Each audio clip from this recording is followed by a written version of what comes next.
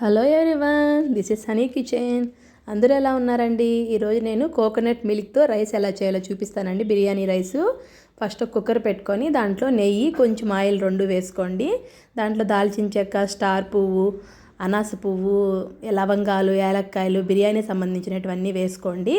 తర్వాత బిర్యానీ ఆకు కూడా వేసుకొని ఎర్రగడ్డలు, టమోటాలు వేసి బాగా ఫ్రై చేసుకోండి.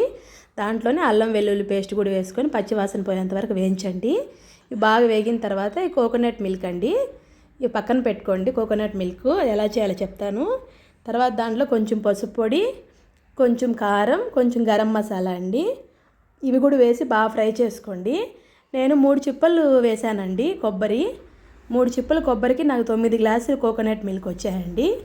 మీకు జనాలు తక్కువైతే 2 గ్లాసెస్కి అయితే 2 చిప్పలే సరిపోతాయండి. మేము ఎక్కువ మందికి చేస్తా అన్నాను కాబట్టి నేను 4 గ్లాసులకి 3 చిప్పలు కొబ్బరి వేసుకున్నాను. చూశారు కదా, అన్నం బియ్యం కూడా దాంట్లో వేసి కొంచెం ఫ్రై చేసిన తర్వాత ఈ కొబ్బరి పాలు వేసేస్తా ఉన్నానండి. 1కి 2 గ్లాసులు వేసుకోండి పాలు, అయినా నీళ్ళు కానీ ఏదైనా అండి. కానీ మీకు కోకోనట్ మిల్క్ సరిపోలేదంటే దాని నీళ్ళు కూడా మిక్స్ చేసుకోవచ్చండి, ఇబ్బంది ఏం లేదు. చూశారు కదా, ఇవన్నీ బాగా అయిపోయిన తర్వాత విజిల్స్ ఇచ్చేయండి. విజిల్స్ మాత్రము ఒక 4 ఇచ్చుకోండి, మెత్తగా ఏం అవ్వదండి. కోకోనట్ మిల్క్ త్వరగా ఇంకిపోతుంది, అందుకని నీళ్ళు త్వరగా ఫాస్ట్గా ఇంకిపోతాయండి. అందుకని విజిల్స్ మాత్రం ఒక 4 ఇవ్వండి, అప్పుడే మీకు అన్నం బాగా ఉడుకుతుందండి. చూశారు కదా, ఈ బుల్లెట్ రైస్ అండి, ఈ బియ్యం మామూలు బియ్యమే అండి.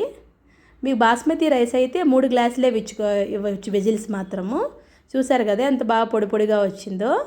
నేను దీనికి కాంబినేషన్గా వంకాయ కర్రీ చేశానండి. చూడండి, ఆ వీడియో చూడండి. మీకు నచ్చుంటే లైక్ చేయండి, షేర్ చేయండి, సబ్స్క్రైబ్ చేయండి. బాయ్ అండి.